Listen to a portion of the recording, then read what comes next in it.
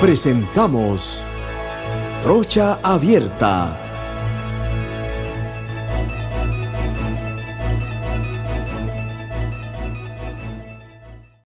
Decirle "is a la vida" es dejar que el mundo te sorprenda.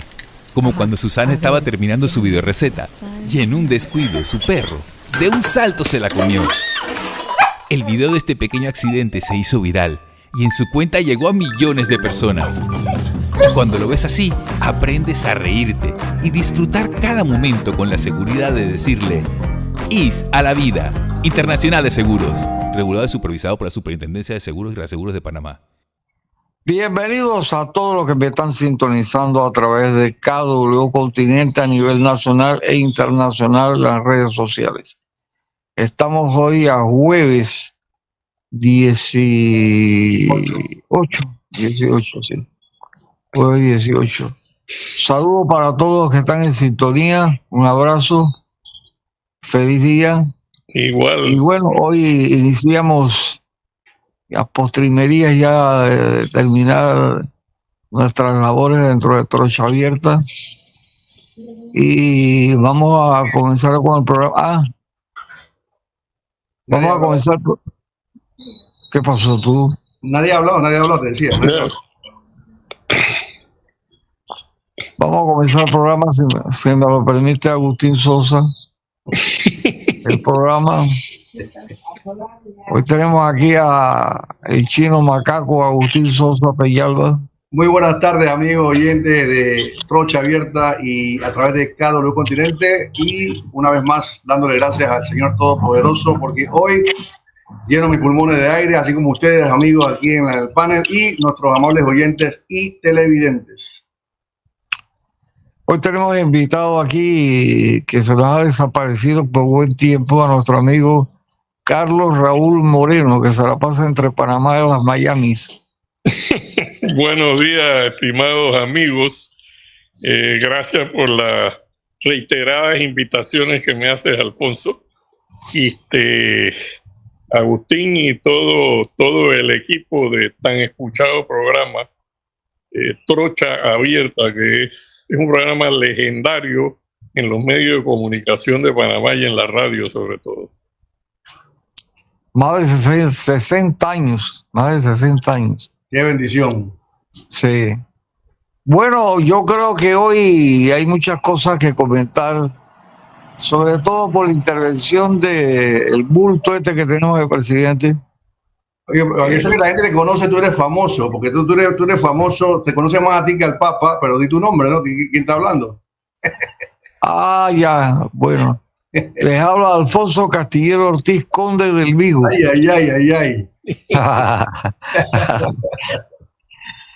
Yo quería analizar con ustedes las declaraciones de Nito Cortizo, la no participación de el payaso que tiene de candidato, la no asistencia al debate, pero voy a dejar que ustedes comiencen a hacer el análisis de los hechos estos, pues, bueno, que para mí son trascendentales. Sí, mira, sí, yo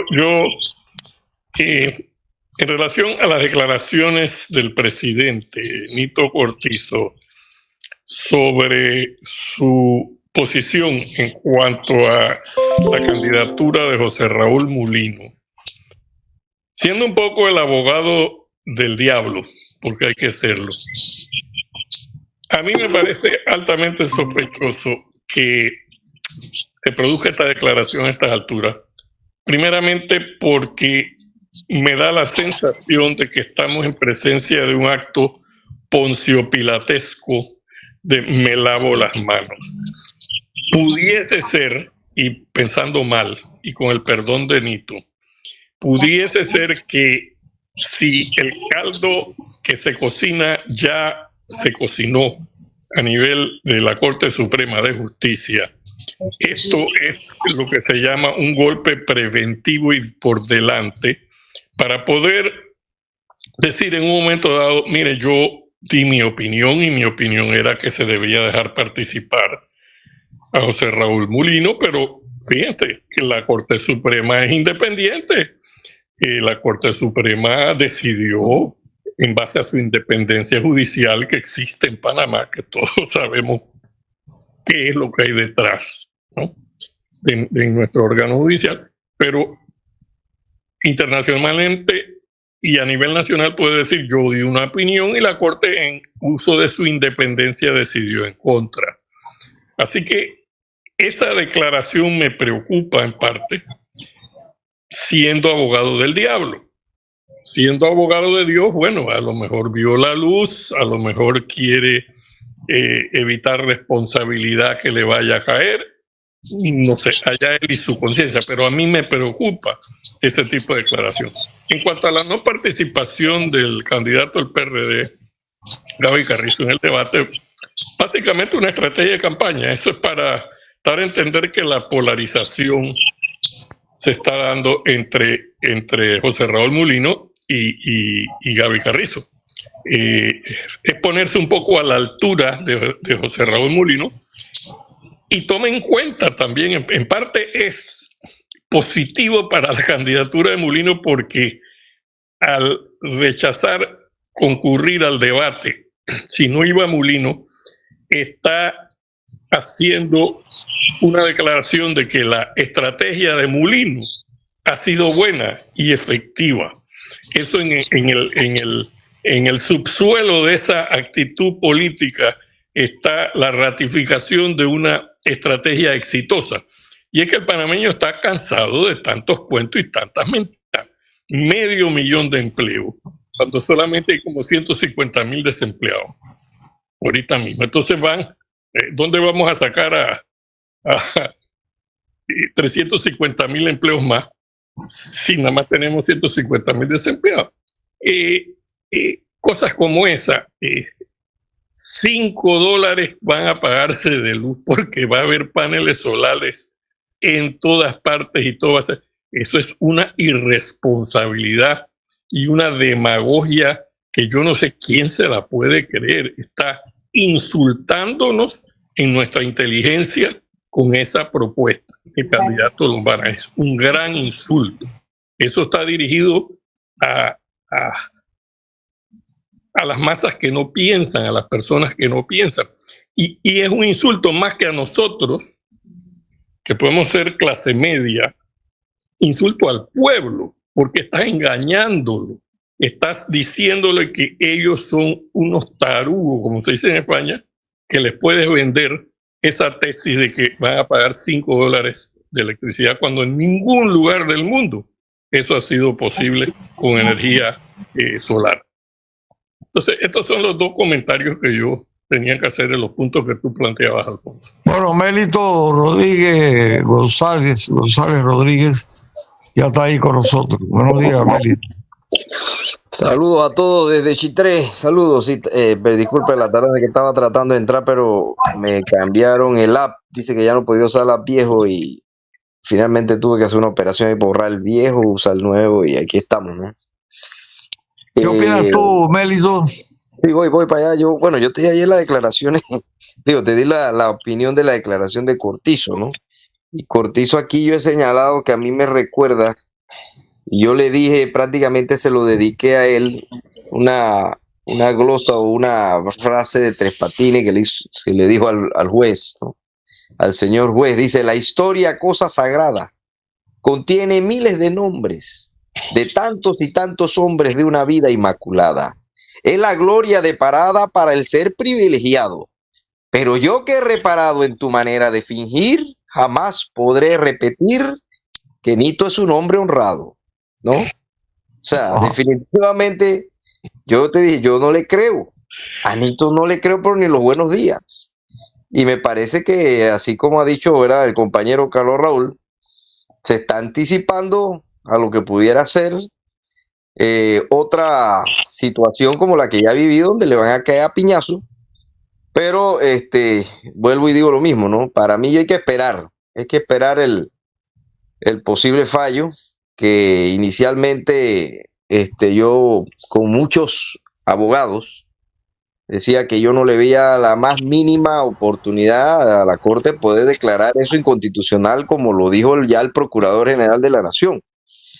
porque consideraba que el artículo 177, a pesar de, pues, de que es programático, declarativo, todo lo demás no es imperativo. Ahí yo no veo una obligación de que si no llevas vicepresidente no puedes correr, no lo veo, pero aquí hemos escuchado a otros juristas que sí han dicho que es inconstitucional. Así que yo he quedado aquí a la espera del fallo de la Corte. Son 9 magistrados. Esos 9 magistrados, puede que 5 tengan de un lado y 4 del otro. Pero al final son ellos los que deciden. No es Mélito González, no es el procurador, no son los juristas ni los que fueron a opinar en estas 2 semanas, que termina el viernes. Son 9 magistrados que tendrán esa decisión. Y bueno, Nito Cortizo se limpió las manos, o se lavó, perdón, las manos como Poncio Pilato. Mira, Benito, las opiniones como la que tú muchas veces dices son acertadas, es verdad, pero lo que hay que tomar en cuenta es lo que tú finalmente dijiste, que podremos decir que habrá inconstitucionalidad, perdón, o no nosotros, pero al final ellos son los que tienen la última decisión. Tomando en cuenta lo que dijo Carlos Raúl de lo que dice Nito, yo no sé esas declaraciones por qué las dio, pero creo que para mí, ¿cómo lo veo yo? ¿Cómo lo veo yo? Yo veo, perdón, que estaba mirando. Yo creo que ahí me parece que hubo alguna conversación tras bastidores, es lo que yo pienso. Una conversación tras bastidores donde le dicen a Raúl Mulino, tú vas a ser presidente, no te van a inhabilitar, pero por favor, cuando entres, no jodas lo que salimos, no jodas lo que salga. Y mantenemos ese pacto de caballerosidad donde tú no vas a joder, te vamos a entregar a las carreteras, dale empleo a los panameños, paguen el 50% a la empresa privada del salario de lo que él contrate, al tren de Chiriquí, Panamá, a todo prospera el país, pero no nos jodas. Y te damos esa oportunidad. Yo vi más bien a un presidente tratando de salvarse un pellejo para precisamente en el momento que llegue, hey, te ayudé. Pero la política tiene una característica. Primero, que es una política de mentira, que yo te prometo y te digo a ti hoy que no te voy a hacer nada, pero cuando entro te traiciono. Así como que Mulino puede traicionar a Martínez y le decirle, perfecto, yo no voy a indultarlo y lo dejo que se pudra ahí adentro. Eso también puede pasar. Porque así se maneja la política económica, la política de este país. ¿Por qué? Porque aquí se mueven intereses y yo lo decía ayer, tú no puedes permitir a mí, que yo soy un hombre millonario, que yo estoy metido dentro del engranaje estatal con los que están montados ahí adentro, para poder hacer dinero, yo tirarme una soga al cuello yo mismo. Entonces yo tengo que pactar, porque si yo quiero invertir dinero de mi pecunio para lograr objetivos de ganancias inmorales, porque las ganancias son inmorales si tú haces con el Estado, si tú estás en el engranaje, entonces tú llegas como punto inicial, es que tú dices, yo voy a invertir 7 millones de dólares, como lo dije que va a ir en el programa, pero me voy a ganar 70. Entonces yo tengo que pactar con el diablo, si lo quiero ver desde el punto de vista de Carlos Raúl. Si quiero pactar con Dios, decir, venga, vamos a correr el país, damos la oportunidad y haz lo que tenga que hacer. Yo tengo que ir a juicio. Bueno, me llaman, no hay problema, yo voy a defenderme. Eso es lo que yo veo en función de esa declaración del señor Cortizo y lo que yo veo del poder económico que ellos tienen, le toca. No pueden impedir transar con nadie porque si ellos no transan con aquel que puede ser su enemigo político y económico, sus negocios se van a detrás, le van a hacer pagar más impuestos, le van a hacer decir tú no vas a competir, van a sacar empresas que no pueden competir más nunca aquí, que han dado coimas aquí como Odebrecht, van a sacar empresas como la española y van a sacar empresas como la de Costa Rica, que han hecho cosas que son indebidas. Entonces eso no les conviene a un país que está sumido en un alto grado de corrupción y que lo que patrocinamos la campaña somos los que recibimos los grandes beneficios multimillonarios. Como ejemplo, los 2.000 millones de dólares que le exoneró Nito Cortizo a un club de campaña para el tema de la hotelería. Sí, mira, yo quería, Agustín, hacerte una breve aclaración a tu comentario. Y en el punto, porque hay mucho ruido y hay mucha información falsa circulando, en el sentido que José Raúl Mulino va a indultar a Martinelli. Primeramente, ya lo declaró, primeramente no puede indultar porque la ley no lo permite. Segundo, tampoco se permite una amnistía por aquello de los delitos comunes de la condena. Lo que sí ha declarado Molino, y él mismo lo ha dicho, y que me parece interesante y hasta positivo, es que un proceso judicial teñido de una cantidad de irregularidades se abra nuevamente a fin de que sea procesalmente transparente y se pueda llegar a un veredicto después de cumplir con las formalidades de la ley. Te voy a poner un breve ejemplo.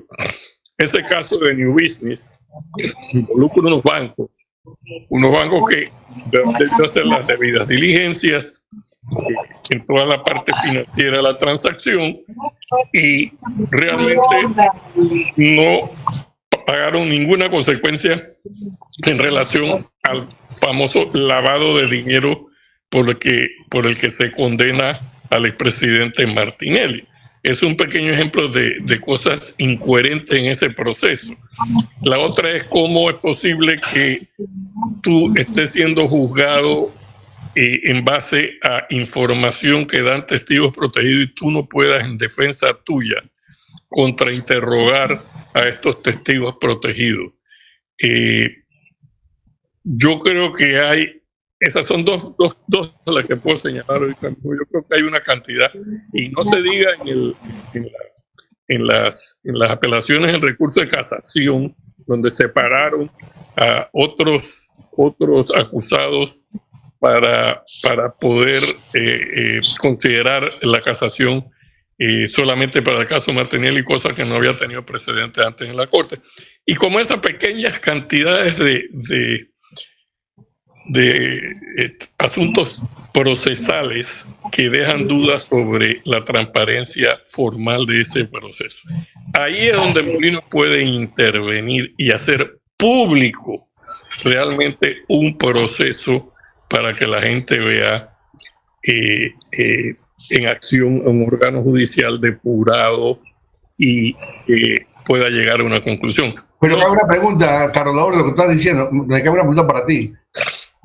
Pongamos que acá se va a hacer un juicio justo, tal como tú estás diciendo. Se reabre el juicio. ¿Qué pasa con esos magistrados que fallaron en contra en cuanto a antijurídicamente, como la jueza Baloy, como los magistrados? ¿Qué pasa con ellos entonces? Porque ellos no pueden salir libremente. Te pregunto, tú eres abogado, creo. Te pregunto, ellos no pueden salir que, bueno, me lavo la mano como Poncio Pilato porque a mí me dijeron que él era bueno, pero yo lo veo que no, yo lo vi bueno, no, pero que era malo, pero yo lo vi bueno, pero de todas maneras es una decisión de ustedes. Aquí hay muchos entuertos que corregir en el órgano judicial y hay que empezar por eso. Mira, te dice que uno de los principales problemas del país es la educación, y es cierto, pero la educación es algo que se tiene que arreglar en mediano y largo plazo. El órgano judicial requiere inmediatamente una serie de medidas drásticas, porque si no hay un órgano judicial no hay inversión. Eso, más ahora que ya hemos perdido el grado de inversión por asuntos financieros, por asuntos por irresponsabilidades financieras, si a eso le agregas la percepción de que hay un órgano judicial que no aplica correctamente lo que es la ley, y entonces nosotros estamos en serio problema. Te voy a poner un ejemplo. ¿Cómo es posible que en un país civilizado los jueces no están nombrados por un tiempo fijo? Están al arbitrio cada 3 meses de que le renueven un contrato. Un señor que tiene una hipoteca, que tiene hijos en la escuela, que está pagando el carro, que está pagando... Es decir, ¿qué va a hacer si de arriba lo llaman y le dicen, oye, mira, considera tal caso, que yo creo que los argumentos de fulano son buenos? ¿Qué va a hacer ese juez? Entonces, mientras siga la interinidad en el órgano judicial, un solo punto a tocar, hay miles otras de cosas que corregir. Hay que hacer inmediatamente una revisión del órgano judicial, pedir responsabilidades a quien haya que pedírselas y mandar a la Asamblea una ley de reforma al órgano judicial. Por eso es importante que exista una posibilidad de que el próximo gobierno pueda conversar con la Asamblea y tal vez lograr empezar a hacer y pasar las leyes que se necesitan. Y esa asamblea va a estar dominada por dos partidos. Guste o no, el PRD va a tener un número plural de diputados, y también RM va a tener un número plural de diputados. Entre esas dos fuerzas políticas está la clave para poder empezar a enrumbar el país por nuevos derroteros. Una constituyente que se plantea de inicio, en este momento yo creo de todos los periodos anteriores que ha habido donde se han prometido constituyentes y se han burlado de ella, en este momento es el peor momento, tanto económico como político, para afrontar una constituyente de salida en un nuevo gobierno. Y no tengo que explicar la causa, quitar el problema de la pérdida de inversión, la crisis de la Caja del Seguro Social, el cierre de la minera, la falta de agua en el canal, la pérdida de credibilidad institucional, etcétera, etcétera, etcétera. Entonces, la estabilidad nuestra en medio de un proceso nuevo constituyente sería muy difícil de mantener. El próximo gobierno va a tener que manejarse en una cuerda fina y va a tener que contar con gente de mucha experiencia, de mucha capacidad, de mucho manejo político, y no puede estar un improvisado llegar allí a tratar de emparchar la grave crisis que nos... Yo quiero hacer una pregunta también, otra pregunta, Carlos, o voy a contestar igual Melito. Sí. Yo estoy estudiando Derecho, no he terminado, pero sí tengo un conocimiento que he podido recibir. ¿Por qué Valoisa Martínez, ella puntualmente es la única jueza que puede llevar casos de alto perfil, o eso se reparte como en la corte? Porque veo que ella es la que está llevando básicamente estos casos, todos los está llevando ella, porque el de Odebrecht creo que va con ella. Este que se está dando ahora, que es el de Panama Papers, lo está llevando ella. El de Martinelli, donde lo condenaron, lo llevó ella. Entonces, la pregunta, ¿eso es viable, eso es legal, o simplemente la responsabilidad es tuya y ya tú sabes qué es lo que es? Pregunto. Meliton o Carlos, no sé. Porque es raro, para mí es raro ver a una jueza que sea la misma jueza que lleve todos los casos de Sí, correcto. Ok, bueno, te explico, ¿no? Cuando se crea el sistema penal acusatorio, existían los jueces penales ordinarios, ¿no? Juez primero, segundo, tercero, cuarto, quinto, sexto, por lo menos en Panamá, que eran varios jueces ordinarios. Entra el sistema penal acusatorio, algunos de esos jueces migran al sistema, se preparan, y cuando empieza la función del sistema penal acusatorio, esos jueces pasan al sistema. Todos los nuevos procesos que entran con el sistema penal acusatorio se manejan ya, ¿verdad? Con los jueces de garantía, con el tribunal de juicio, con otro sistema totalmente diferente. Pero quedan causas penales que había que liquidarlas, es decir, salir del sistema anterior.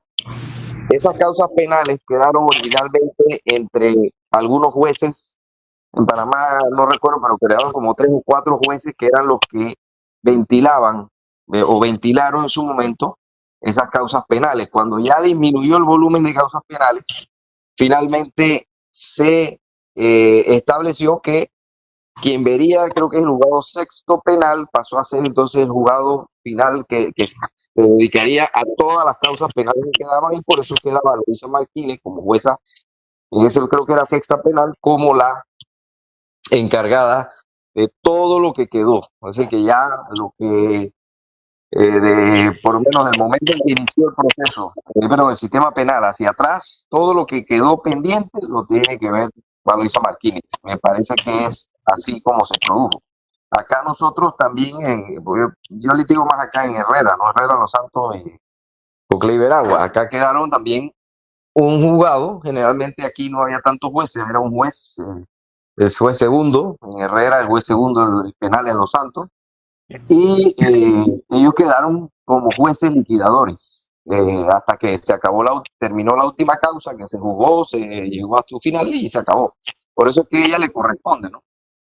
Yo considero también que pues que pareciera un poquito difícil de masticar, tener tantos casos de alto perfil, pero bueno, le tocó a ella. Podía ser Valoisa como podía ser otro cualquiera. Una explicación. Mira, hay otro punto que yo quería traer, Alfonso, Agustín y Melito, y básicamente es la incongruencia que hay en este proceso de inconstitucionalidad, porque a mí nadie ha podido responderme la siguiente pregunta, que con muchos amigos que yo tengo y colegas que me dicen, no, es inconstitucional, porque el artículo dice que se elegirán el mismo día un presidente y un vicepresidente. Bueno, yo le digo, pero bueno, hay otro artículo de la Constitución que dice que tomarán posesión el mismo día el presidente y el vicepresidente. ¿Qué sucede si en el transcurso de que una nómina gana y ya hay un presidente y un vicepresidente electo, y en el transcurso de que antes que tome posesión se muere el vicepresidente o se inhabilita por cualquier causa el vicepresidente? ¿Qué sucede para efectos de la toma de posesión según ese artículo de la Constitución? Entonces, no puede tomar posesión el presidente electo porque no hay vicepresidente.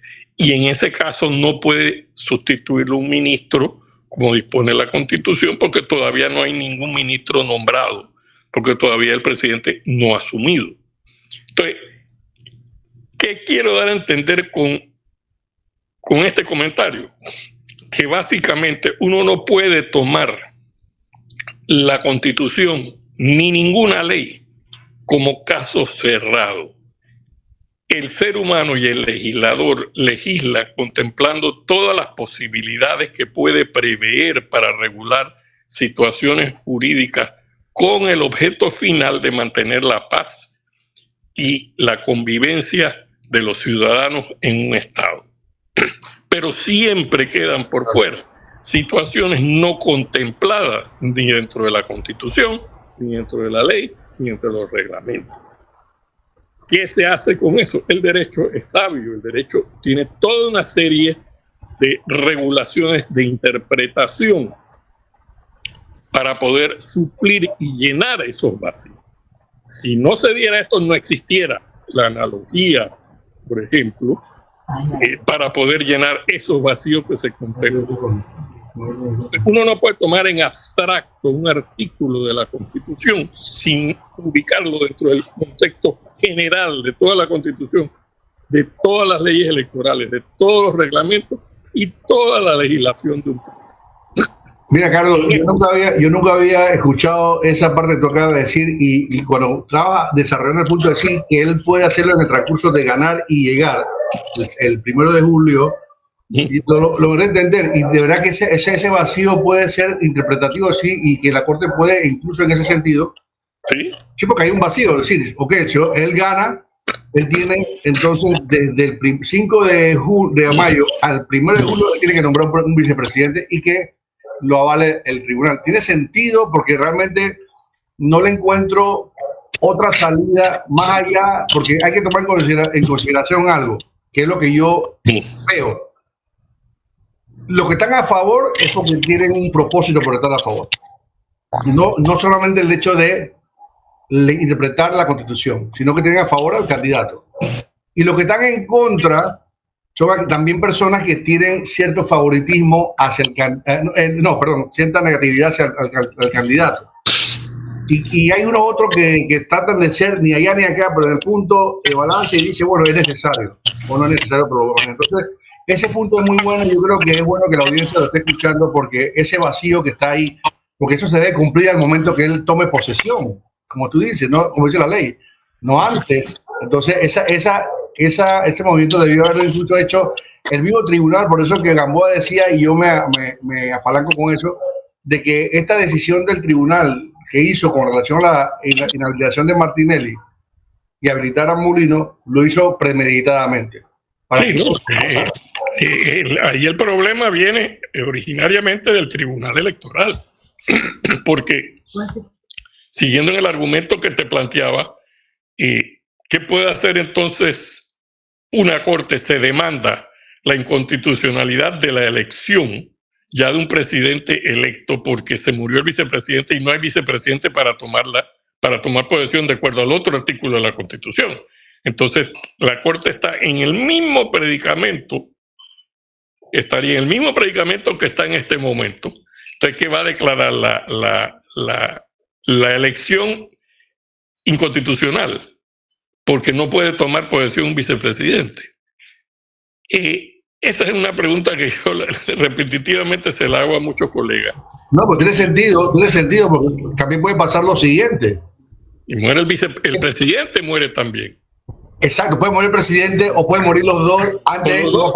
¿Qué va a pasar de aquí al 1 de julio? Hay un vacío que si tú marcas este territorio, como lo que tú estás diciendo, no, él tiene un lapso de entre ser elegido en voto popular y toma de posición, que es lo que ya lo oficializa, para elegir su candidato. Así mismo puede pasar que hay eso de la apertura para que tú puedas analizar y decir, bueno, ¿sabes qué? Hay un vacío de 2, entonces quedan 2 cosas. Volver a llamar unas elecciones. Bueno, entonces es un absurdo. Por eso es que cuando hay áreas grises y situaciones no contempladas por el legislador, se utiliza todo el cuerpo interpretativo que da el derecho. En este caso, el Tribunal Electoral ha debido suplir ese vacío, no lo hizo y no le toca entonces a la Corte hacerlo, porque no está dentro de lo único que puede hacer la Corte, que yo sí estoy de acuerdo que tiene el control final de la constitucionalidad. Ese es un tema que al principio se debatió, pero ya está claro. No le toca a la Corte hacerlo. Entonces, la Corte tiene que declarar, en el evento, en el supuesto que yo te pongo, tendría que declarar que la elección no es válida, porque es inconstitucional, pues no puede tomar posesión un presidente electo y no tiene un vicepresidente, porque también el artículo es clarito y lo dice. Entonces, seamos sensatos, señores. Yo creo que la Corte Suprema de Justicia, si no resuelve esto declarando la constitucionalidad de la candidatura, estaría haciendo un gran daño a la República de Panamá. No solo a lo interno, sino a nivel internacional. No solo en cuanto a lo político, sino el apéndice de lo político y quizás más importante que lo político, que son las consecuencias económicas que tienen que venir cuando hay una inestabilidad política. Entonces yo creo que sería, quiero exhortar a los magistrados de la Corte Suprema de Justicia en este programa que por favor tomen esto con responsabilidad, que no interpreten al vacío. Mira, en los alegatos que se han presentado en la Corte, está 5-1, 5 a favor de la constitucionalidad y 1 en contra. Esa es más o menos la relación numérica que hay hasta este momento en cuanto a alegatos. Y en cuanto a alegatos, nosotros vemos el peso que hay de la opinión del procurador, la opinión de los principales constitucionalistas, la opinión de 2 magistrados de la Corte Suprema, Hoyos y Molina, de mucho peso y mucha seriedad, de reconocida reputación. La opinión del grupo IDEA de expresidentes y personalidades políticas, los embajadores europeos que se reunieron con candidatos Molina, incluso declaraciones de Martín Torrijos, otro candidato que de una manera muy seria y responsable dijo que él no quiere ganar por forfeit, que él cree que Molino debe correr. Ya está Blandón. Fíjate que nadie en la opinión pública se ha puesto a discutir o a preguntar o a indagar cómo es posible que el vicepresidente de una nómina declare una cosa y el candidato a presidente de la misma nómina guarde silencio. Nadie le ha cuestionado, oiga, pero su vicepresidente dice que no está de acuerdo con eso que saquen a Molino de carrera y usted está guardando silencio.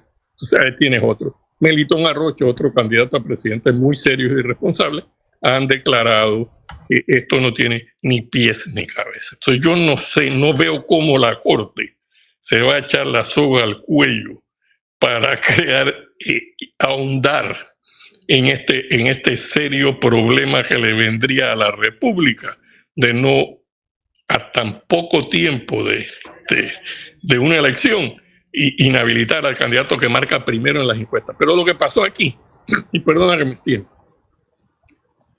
es que el país político-económico, de intereses económicos, se sorprendió, amaneció un día pensando el día anterior que era imposible que la popularidad de Martinelli se endosara a Mulino. Y se despertaron un día viendo que había sucedido y entraron en pánico. Y de allí viene el exabrupto de presentar un recurso de inconstitucionalidad, que fue acogido. Hay muchas teorías por qué el magistrado Arrocha lo acogió. Hay unas teorías que indican porque, bueno, se iba de viaje y no quería dejarlo al garete para que se presentara por otra vía y lo apoyara otro magistrado, quizás menos objetivo que él. Eso es una tesis que ronda en el mundillo político. O no te vayas porque necesito que resuelva esto políticamente. Sí, él se iba de viaje. Entonces lo acogió. Para mí eso debió ser rechazo de plano. Pero lo acogió y ahí tienen el tamal inmenso. Entonces no tienen tiempo para fallar, los tiempos no le dan. Simple y sencillamente los tiempos no le dan. A pesar de lo que dice el magistrado Juncal, que ellos están listos con las imprentas calientitas para sacar otra boleta de no sé qué, tienen que tirar millones de boletas, repartirlas por todo el país. Cuando el término del alegato vence este viernes. 17 días, tenemos apenas 17 días. O sea, Sí,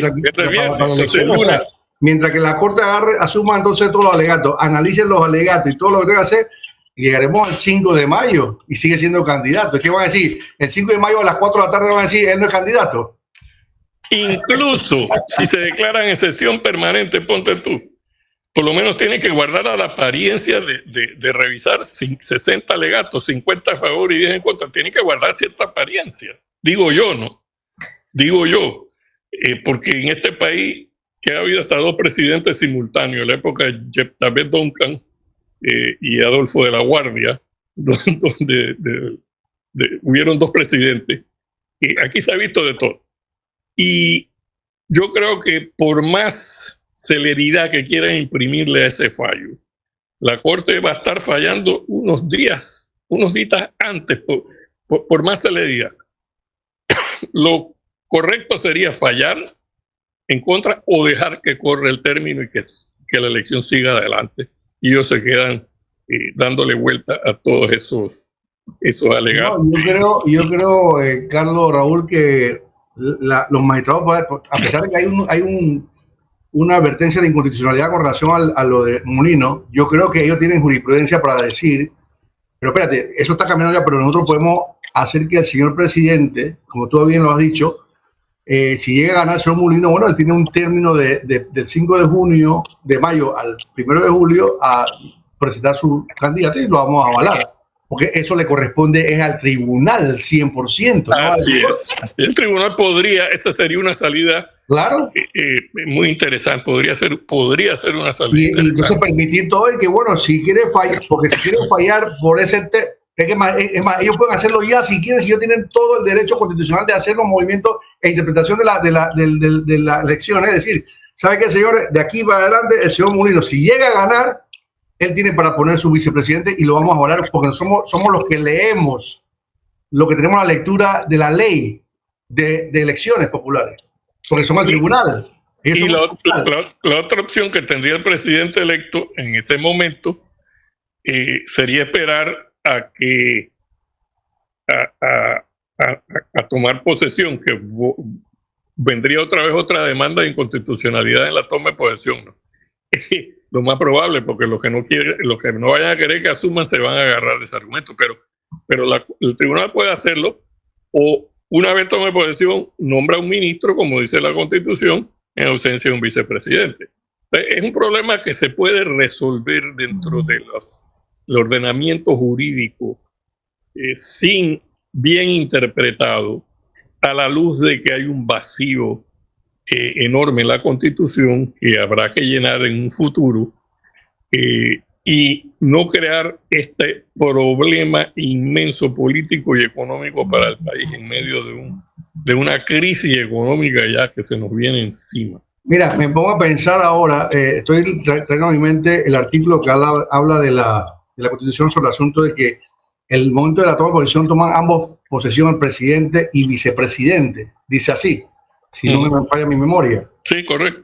Eso significa que si tú te quieres a la interpretación de ese párrafo, puede decir que previamente a esa posesión, a esa toma de posesión o ya dictaminar que es el presidente legal, constitucionalmente hablando, se puede tener un vicepresidente. Eso te está diciendo eso también, si lo quieres interpretar de esa manera.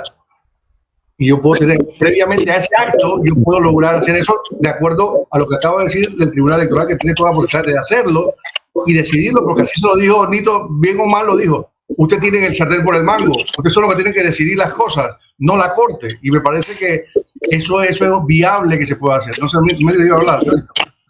Sí, porque digo, definitivamente hay opiniones y podemos estar en una y otra, pero, o sea, yo pienso que el viernes, es decir, mañana, perdón, se vence el término de consulta ciudadana. Una vez vencido el término, ya la Corte nos ha dado un adelanto de lo que es capaz de hacer, que para mí como abogado, insisto, me sorprendió totalmente que entraran en sesión permanente el mismo día que vencía el edicto o vencía el término de consultas y empezaron seguidos viernes, sábado, domingo y ahí se fueron hasta que fallaron. Entonces, pueden haber 20 opiniones de distintos juristas o no juristas y esto ellos pueden resolverlo si están en sesión permanente, puede estar listo el martes de la otra semana, martes o miércoles, como ya pasó con el tema acabamos de verlo con el tema de la inconstitucionalidad del contrato minero. En ese escenario, pues ellos publicarían el edicto y mandarían la información a publicarla también en Gaceta Oficial el 25, 26 y por allí. Entonces, si decretan la inconstitucionalidad, ¿no? La postulación de Mulino queda nula, ¿no? Ahora, si no fallan antes, vamos a ponerlo de esta manera, porque hay tres escenarios en caso de que decreten la inconstitucionalidad.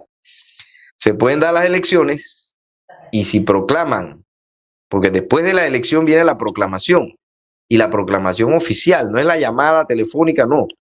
Una vez está el conteo completo, que es unos días después del 5 de mayo, ellos hacen una proclamación y tienen que publicar en un boletín para efectos de las impugnaciones. Así que todavía hay otro momento antes de que Mulino sea realmente presidente de la República. Cuando es proclamado, entonces es considerado presidente electo. Y luego, si no hay impugnaciones o de haberlas, tendría que sortearse ese proceso de impugnaciones. Que si el fallo sale posterior a la proclamación, dentro del término de impugnación pudiera también alegarse, porque ya ha sido proclamado por el Tribunal Electoral. Y el otro momento es el que yo le he repetido aquí, es el momento de la toma de posesión.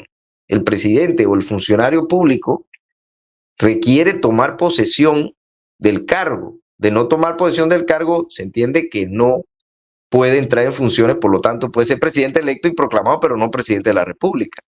Y eso tiene que hacerlo de manera muy formal, como establece la Constitución, en la Asamblea Nacional, ante la Asamblea Nacional, ¿no? Es como establece el procedimiento, por eso se hace de esa manera. Entonces quedan momentos en que decretada de dársela, porque si es constitucional aquí, ya cerramos y listo, votar el 5, pero decretada la inconstitucionalidad, hay existen tres momentos legales en los cuales se puede todavía inhabilitar al candidato.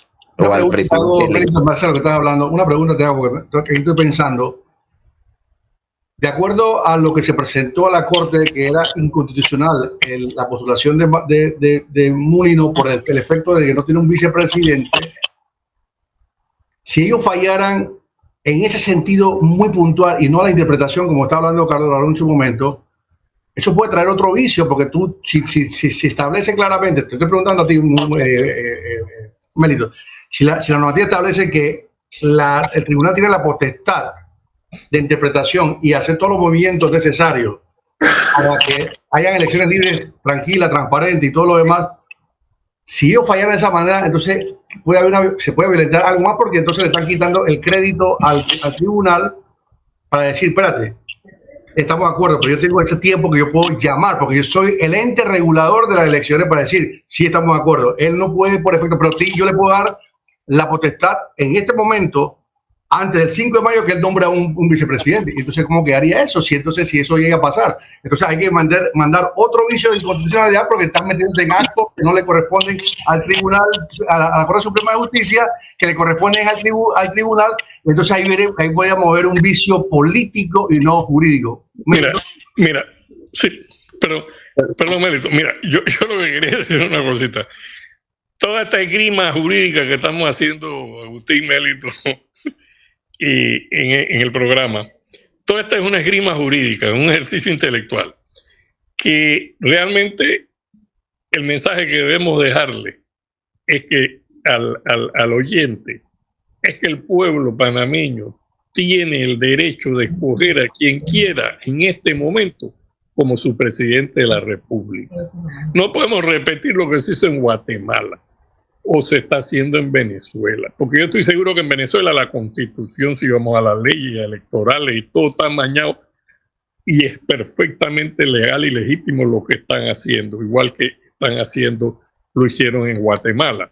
Entonces, es un ejercicio intelectual interesante entre nosotros los juristas, pero en último término, lo que estamos aquí es protegiendo un derecho humano, de acuerdo a convenciones internacionales, el derecho a elegir y ser elegido. Y recuérdense una cosa, Panamá, que suscrita todos los convenios de protección de los derechos humanos habido y por haber, y los que van a venir, son tratados que son vinculantes y tienen la misma o igual categoría que la Constitución Nacional y son de obligatorio cumplimiento. Entonces, el problema enorme que se ocasionaría yendo a la Comisión Interamericana de Derechos Humanos, ya la OEA declaró que está atenta a lo que va a suceder. Entonces, por favor, señores magistrados, dejémonos de ejercicio y esgrima jurídica y dejen que el pueblo panameño escoja. Yo estoy seguro que si José Raúl Murino fuera de tercero, cuarto, quinto, de último en las encuestas, no tendríamos este problema. De ninguna manera tendríamos este problema. Pero el problema se presenta por el hecho de que tienen temor porque las principales encuestas indican que tiene reales posibilidades de triunfo en este momento. Sí, bueno, es que esa es la posición política. Y lamentablemente la Corte no puede o no podría decir dejemos esto y vamos a que el pueblo escoja, no sería actuar en derecho.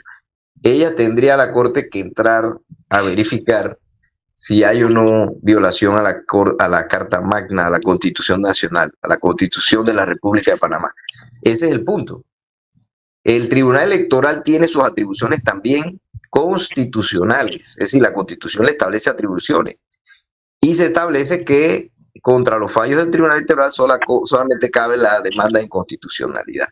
Así que en base a esa precepto constitucional es que cualquier persona puede demandar ante la Corte una decisión del Tribunal Electoral. O sea, es un derecho constitucional de demandar por inconstitucional las decisiones del Tribunal Electoral. Le corresponde a la Corte decidir. Ahora, el punto medular que señala Agustín y tiene mucha fuerza es que definitivamente que al pronunciarse la Corte le correspondería al Tribunal Electoral entonces tomar una decisión de enmendar ese tema o dejarlo así, o como ya alguno dijo por allí, suspender las elecciones para corregir el asunto. Esa es otra posibilidad que, bueno, yo siempre he dicho que eso es lo que al final quiere este desgobierno, porque les interesa quedarse a arreglar un poco de temas todavía.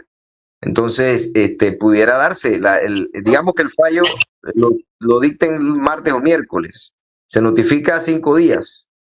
Esos 5 días sería el miércoles de la otra semana, es decir, el 1 de mayo, ¿no? Y como cae feriado, de pronto se pasa para el 2. Se notifica en Gaceta Oficial o se publica en Gaceta Oficial y queda ejecutoriada. O sea, queda esa postulación que hizo el Tribunal Electoral en debida forma, quedaría nula por el fallo de la Corte.